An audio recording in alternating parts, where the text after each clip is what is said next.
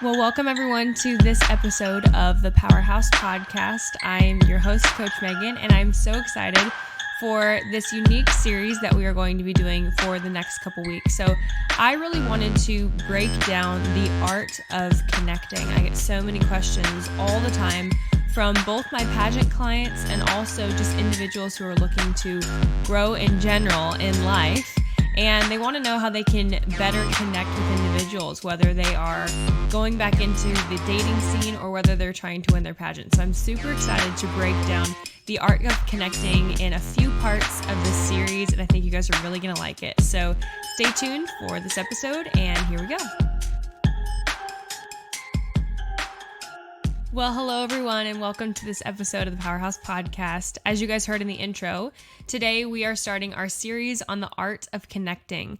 This is one of my most favorite topics in the world because I am a human development junkie. I'm absolutely obsessed with sociology, physiology, and psychology. And so today I'm going to be walking you guys through some tips on what we not to do and what we ought to do.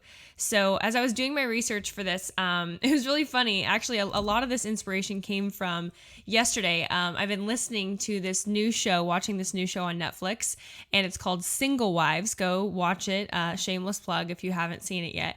And it has dating expert Matthew Hussey on the show. Now, let me tell you about my thoughts about this. For a while, I actually used to have some pretty negative thoughts about Matthew Hussey. I don't know if I was just super legalistic back then. He first came on the scene, I want to say, gosh, it's been at least 5 years ago since I've known about him. And when I first found out about him, I don't know if I was dating or single or whatever, but I probably, knowing my Enneagram 8 brain, just disagreed with like one tiny thing that he said. And so I just kind of shut him out entirely. But as I've become a little bit more compassionate and open-minded the past couple years, it was funny. I saw his face and they said his name and I was like, oh, I know exactly who that is. But I think when watching his videos on YouTube, I kind of had this preconceived notion that he was just this playboy, because he's still single actually to this day, but he's a dating expert. And I was like, oh, he probably just memorized a couple things. He's not actually helping people, whatever. I definitely didn't do my research enough on him, like 100%, and the first one to admit that. So I was intrigued on the show. I love watching human development shows. It's why I love watching The Bachelor, although I haven't watched it actually for 2 or 3 seasons since before Colton, actually. The Bachelor, I love watching, even like I used to love watching reality shows on MTV when I wasn't allowed to watch it in high school. I'd sneak around and watch Next and all those old OG shows. But the reason why I realized that I love them so much, this is before I really even knew this about myself, is because truly, really and truly, I love studying the human interaction of these shows.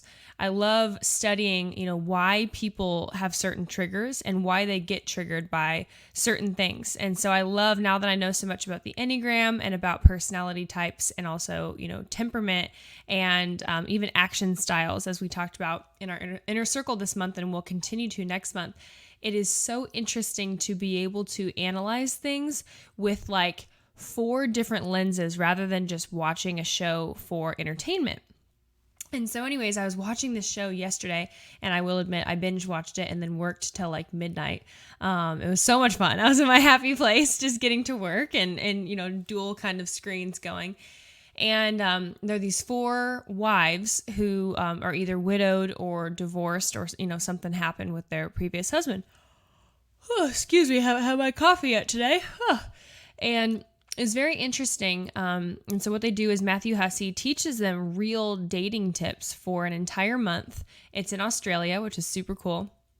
Their accents are so beautiful. And they learn all these different things about dating. And it is so intriguing to me because they're forced to watch back these dates that they go on. And you see how, and I'm of course Enneagram typing all these people in my mind. I'm like, oh, she's an 8, she's a 7, she's a 2, she's a 3, which is what I think the 4 of them are. And the 8 refuses to be vulnerable. She's 41, divorced, closes up and absolutely tries to control every situation and protect everything so that she's not out of control. The 7 uses humor, and as you'll see in the show, laughs at everything, even if it's not funny, and refuses to be vulnerable and actually give any vulnerability or story back to her dates, and then thinks that she isn't connecting with people.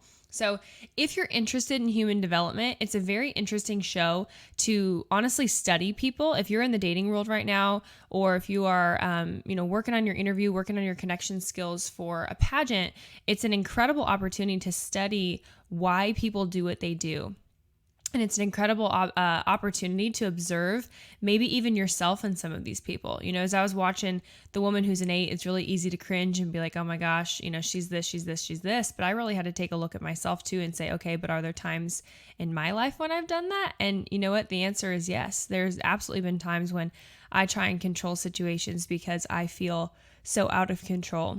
And so it's really great. It's a very humbling opportunity sometimes when you can watch things and are willing to see yourself in other people as well. So today I'm really excited to dive in. Before we get to these things, I have 3 nots and 5 oughts today. So 5 things you should do and 3 things you shouldn't do. But I just want to remind you guys, so we've got some new websites up I'm super excited about. We have a brand new freebie for you guys. I interviewed 5 of either previous clients of mine or women who have done extremely well at state and national competitions. Each of them has won at least a state competition and, blew open their prelims, won interview talent, all that kind of stuff. Some of which even placed top 5 at Miss America. And I asked them all the same 3 questions. Like I said, some of them are clients of mine. Some of them were my Miss America sisters. And I put together a freebie for you that is called How Exactly I Prepped for My National Interview. So if you want to get your hands on that, you can read each of their responses. It's really, really powerful. And you can go to our website to find that, or you can just go to the link that is posted in our show notes, and we'll be able to get your hands on that. It's a really, really great freebie, and I'm always trying to give you guys the best strategies to help you in communication and your interview. So go take a look at that, and can't wait to hear what you guys think of that. They did a great job, fantastic responses, so really, really happy about that. Okay, so diving in today, my notes are over here for those of you guys who are watching this, not just listening to this. The first thing, and again, this is based off some observation on the show as well, but also what I've been able to coach some of my life coaching students who are clients of mine.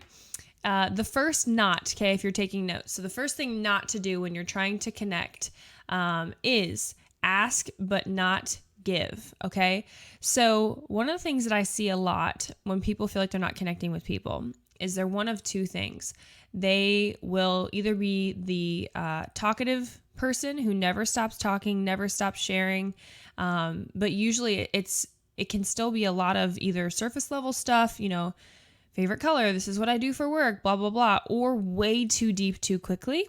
And they don't have the social awareness to realize that, hey, you are boring this person to tears, or you're running them over with a truck because you are simply talking at a rate of speed that no one can actually even comprehend. Or what I see is number 2, they will be the person who relentlessly asks questions but doesn't offer anything else in return in terms of feedback. So it's really hard for someone to feel like they've connected with you, or that you've connected with them, if you're not willing to actually be vulnerable and share anything back, okay? So I've seen a lot, and there was a woman on the show who did this. She was an Enneagram 7, and she makes everything a joke, and she rapid fire asks all these questions. And in the end, it was very interesting because she was talking about how even when her marriage broke up, she felt like they weren't connecting. And she had this moment on the show where she was realizing and actually wanted to apologize because she's like, wow, I realized how much this was actually me. So all partnerships, relationships, businesses, and rapport are built off of the give and take. Okay, so the first thing to make sure that you don't do is be somebody who's only giving or only taking. There needs to be an exchange, or else that person's either going to feel like they don't know you, or they're going to feel like you just ran over them with a truck and they couldn't get a word in. Okay. So number 2 is stay surface level. So the number 2 thing to not do is stay surface level, like we talked about. I get this in interview all the time with my clients. Okay. And I was working with a client yesterday. It was so funny. And I always ask them, okay, if I wouldn't have told you this today, how would you have answered this question? And it's so funny because they're like, oh my gosh, I would have answered it like everybody else in the entire world. I can't believe that I used to answer questions this way. And I'm like, yeah, exactly. So one of the reasons why this is so important is actually when we stay surface level, I've actually seen it affect self-worth quite a bit. Here's why. Let's give a pageant as an example. When a woman walks out of interview, and I see this with threes a lot, because threes kind of fear some vulnerability as well, in a totally different way than a 7 does. A 7 hates the negative emotion that could be attached to the vulnerability, and a 3 hates the fact that it could make them be perceived as average or not excellent or not the best, and that's why they aren't vulnerable sometimes. But the reason why it can affect our self-worth so much is because we walk out of an interview, we just talked about all the stuff. Let's say we walk out of a date, we talked and talked and talked and talked and talked and talked, but you walk out of there and still kind of feel like, oh my gosh, I didn't talk about anything that I actually wanted to talk about. And the reason being is because we didn't actually tap into our depth. We just tapped into our breadth. So we tapped into a large variety of things. Maybe you've gained the communication skill of rapport. Maybe you're really great and quick off the draw. You could talk to somebody on the street and say hi to them or ask them to take your picture, or do whatever, and that'd be fine for you. But you find that your communication slips off when you have to actually get into the deep things. And so I want to encourage you with that, to be willing to take a step of vulnerability. You'll never actually know if you're connecting with somebody unless you are willing to share. And I'm not saying dive deep into your deepest, darkest secrets by any means, but taking a small step to really share the things that you are emotionally invested in, the things that make you who you are, is going to give you a much greater rate of success. And here's the thing. Women walk out of interviews all the time comparing themselves or saying, well, I just feel like I'm boring, or I wasn't memorable, or why didn't I make top 10? And I'll go and watch their interviews in the same way that I wish I could go watch somebody's first date. Oh my gosh, it'd be my secret, guilty pleasure if I could be that person who's sitting in the corner of a restaurant watching a client of mine on a first date. I would have so much fun. Oh my gosh, that would be literally so much fun. And being, okay, here are my notes for you. That would be so fun. I don't know if anybody else would enjoy that, but that would just be a heyday for me. But I want to ask you this question. If you were a judge, right? If you were sitting on the other side of a date, how do you know that you even like someone? Or, how do you know if you even trust someone? How do you know if you want to trust them as a leader? Talk about a job interview. How do you know if you want to put them in a position if they didn't share with you something that, differentiates them from what anybody else could say? Everyone can say I'm a good leader. Everyone can say I'm a hard worker. Everyone can say all that kind of stuff. But it's the very stories of our life that are unique to us that really make a lasting impact and make you memorable, because you're the only person who can say those things. No one else has your life experience. No one else has your story. No one else has walked through what you've walked through. So why do you walk out of these great scenarios where you're trying to connect and you're literally depleting yourself from every capability of actually connecting by sharing the right types of things? Okay. So that's number 2. Number 3 of the thing not to do is do not go in without preparation and a gauge of where you're at. Okay, so here's what I mean. If you know that you're a little socially awkward, if you know that you are introverted, if you know that you're shy, if you know that you have certain trigger points, which we'll talk about in what you should do, then don't walk in completely underprepared, without any feedback, without, asking some opinions around you, without, maybe you're really bad at small talk and legitimately need to, ask for help, legitimately need to write down a couple things ahead of time and study some small talk topics, right? Maybe you freeze up when you're in a large scenario because you just are in your head about things, right? So making sure that you are taking care of yourself on maybe the day of your date, the day of your interview, all that good stuff, and pouring into your spirit and your soul and your mind and your emotions on the same day, or that week, or go to the gym and burn off some steam if you're nervous, those types of things.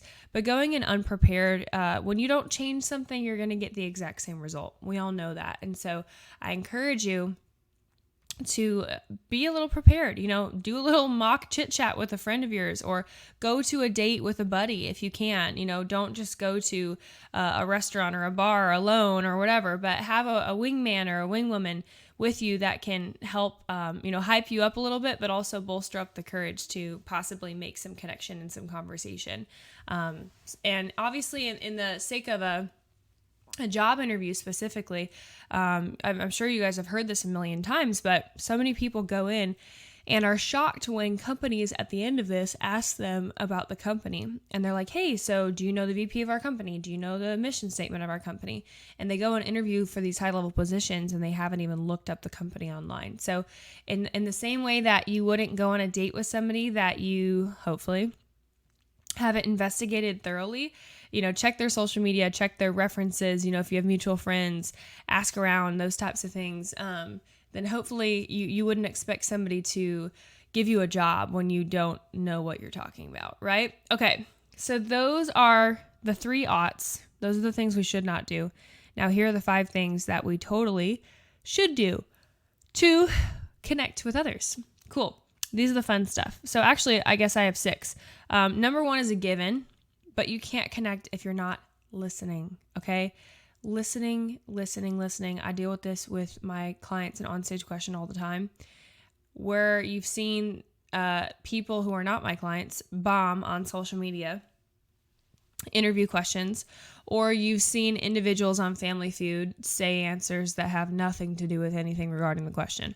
Why? It's because their nerves took over, their triggers took over, and they went into a subconscious state of panic, fight, flight, fright, whatever, and they end up saying something really stupid.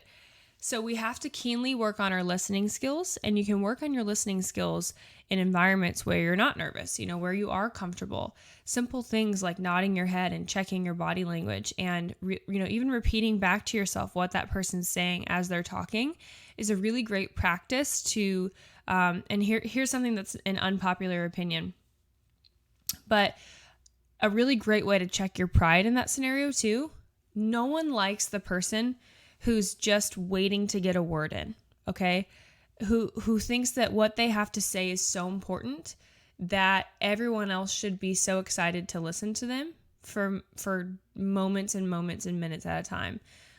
If I'm not in a coaching capacity, I try really hard to have a 50-50 balance in conversation. If I'm going to coffee with somebody, coming up with questions and learning how to ask good questions is one of the greatest things that you could ever do for yourself.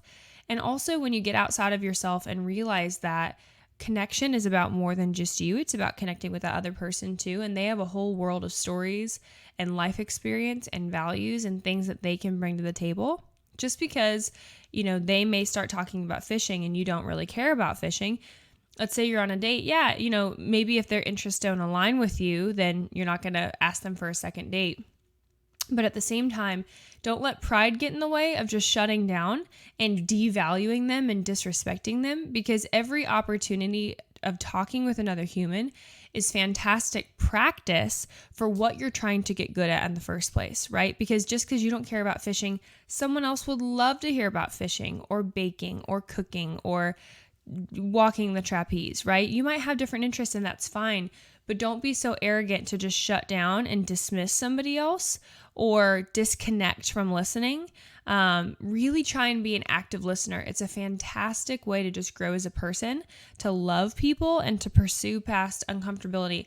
And, little things like, that's why don't go on a dinner date maybe with somebody that is a first date that you're committing to an hour and a half when you have no idea whether you really like somebody, right? Go to coffee with somebody or say, hey, I can catch you at this coffee shop in between meetings and I have 25 minutes. Sometimes those are the best ways to test out connection and see if you want to invite something to a further conversation.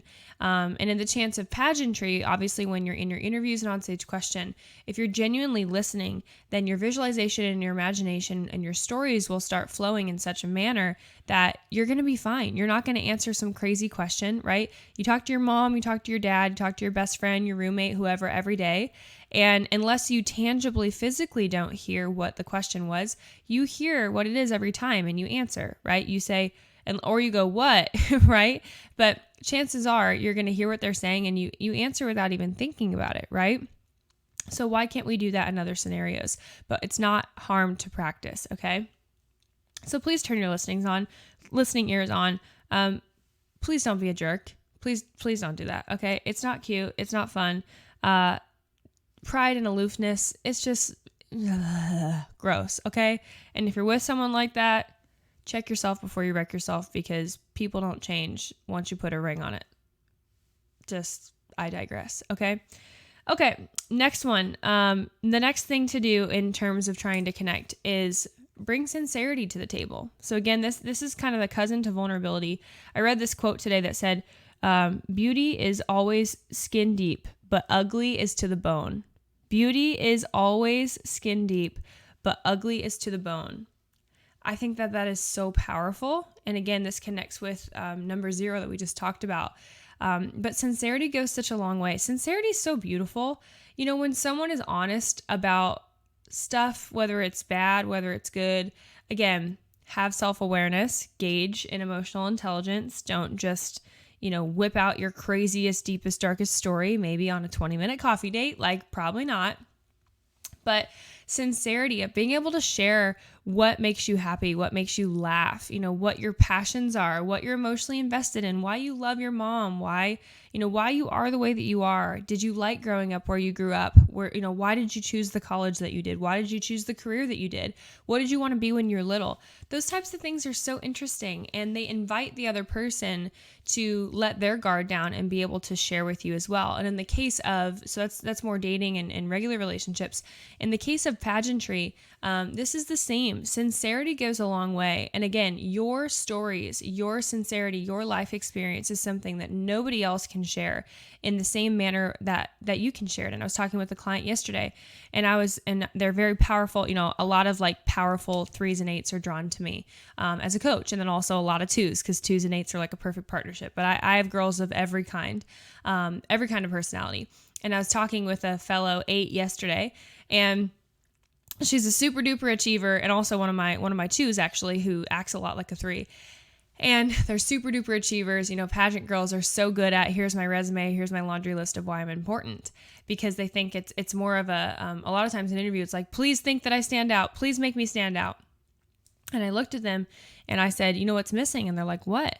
And to both of them, I said, what makes you laugh? What makes you cry? Who are you when you have no makeup on and you're hanging out with your best friends on a Friday night watching a movie?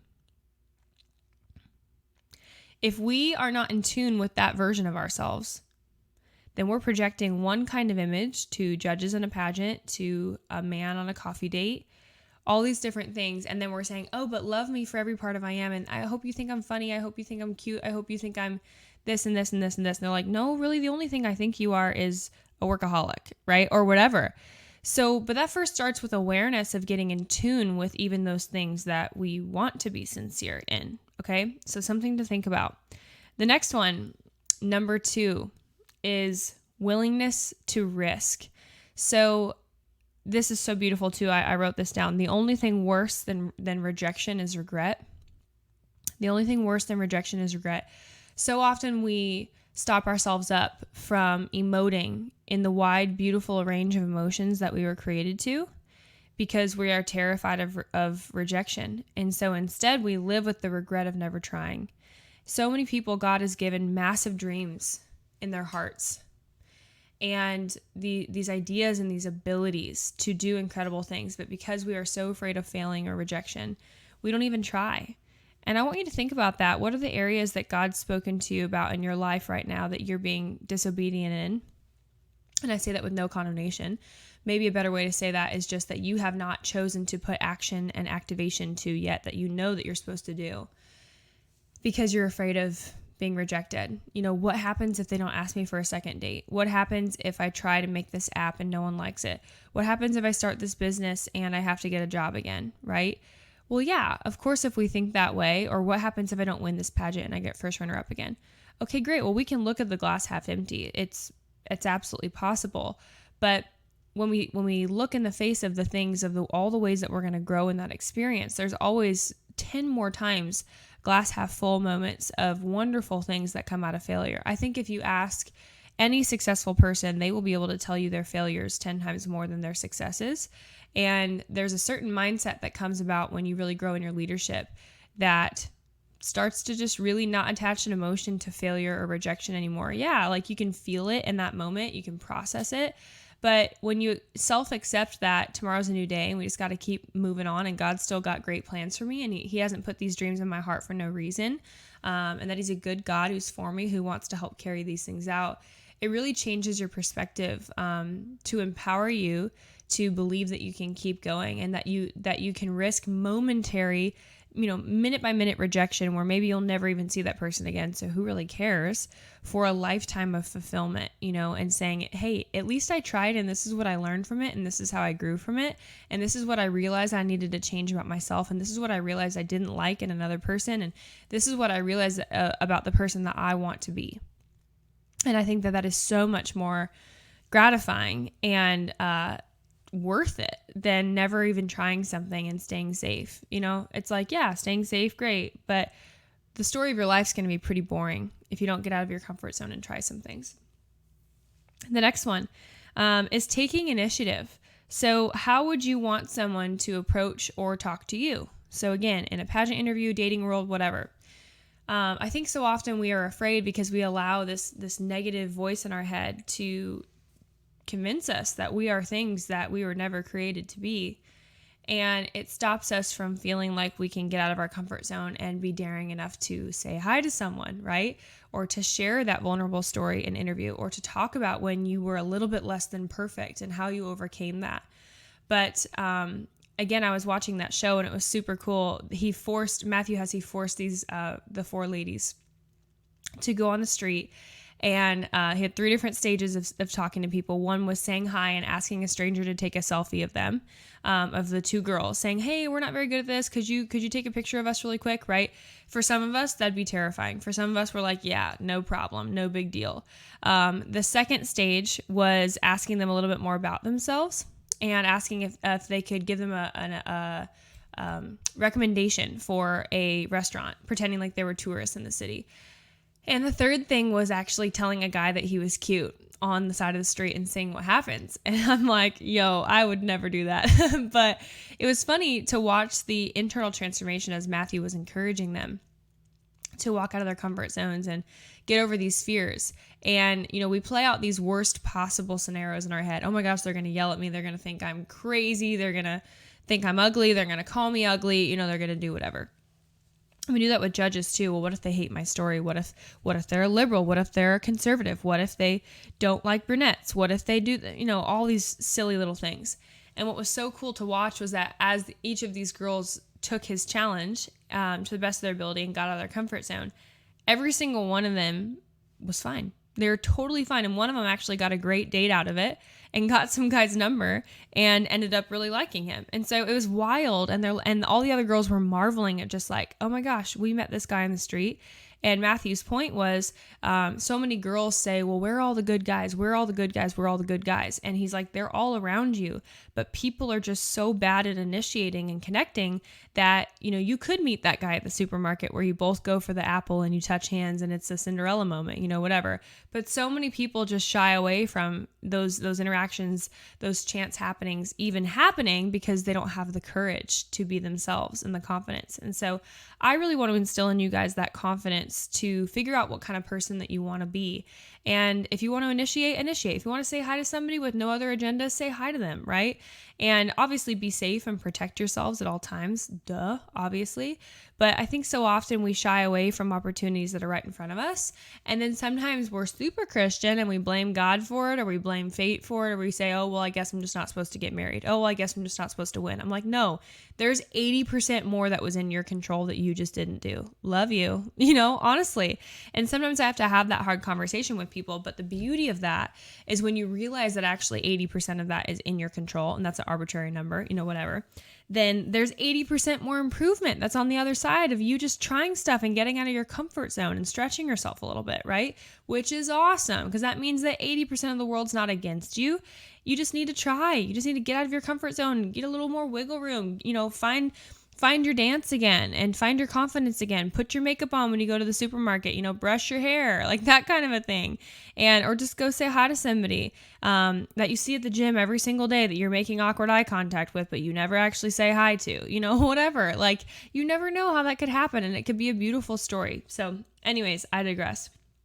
The next one, 2 more. Number 4 is receive feedback. So also on this show, like I said, he had all the girls go back and watch their dates. And one of them said, okay, and nodded her head like this.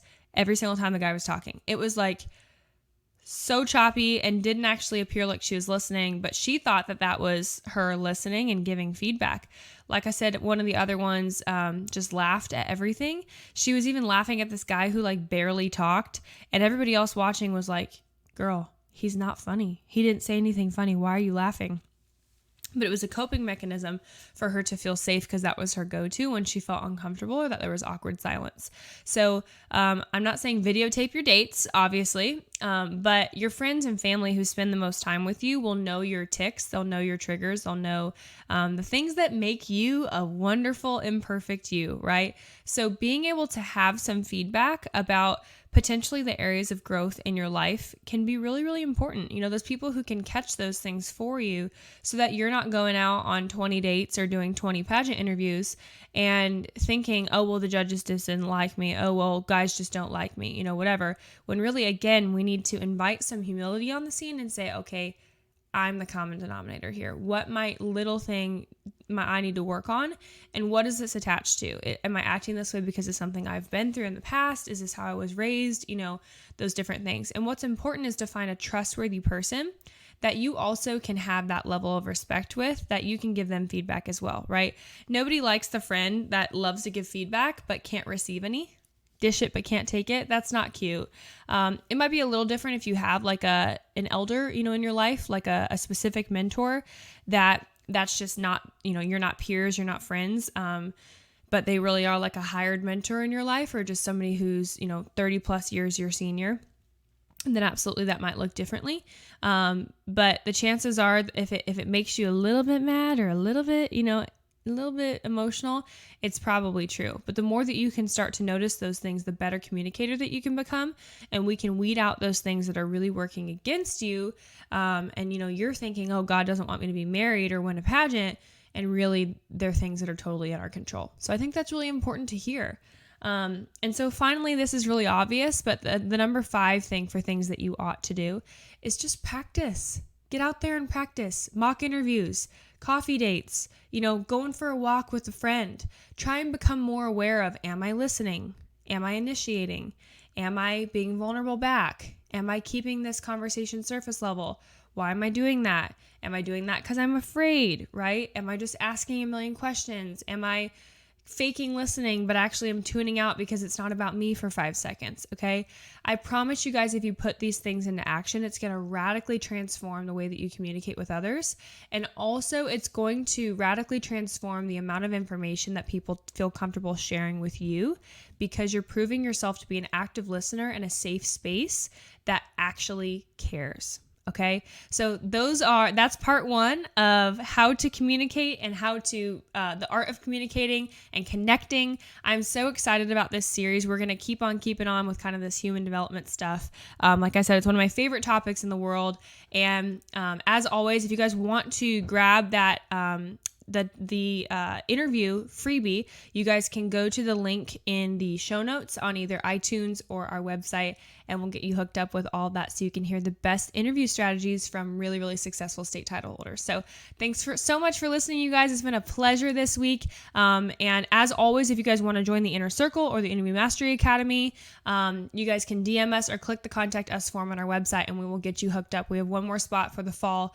I just onboarded 2 or 3 more people this week, and so I won't be taking any more one-on-one clients till January. So super important you guys know that, but always join the Inner Circle, the best group of young women helping themselves to grow spiritually and in interview and in personal development, mentally and emotionally every day. So love you guys. See you next week. Well, thanks so much for listening to this episode of Season 2 of the Powerhouse Podcast. I'm Coach Megan. As always, you can follow me at Megan_Swanson. You can DM us to join our email list. You can follow us at Powerhouse Pageantry or at the Powerhouse Project. And I am so excited to get to continue to pour into your life spiritually, physically, financially, emotionally, mentally, and relationally. Wow, that's a mouthful. In this beautiful year of 2020. Never forget your worth. Stand up for what you believe in, and allow your spirit to stand up on the inside of you to show you who you really are. Have a great day.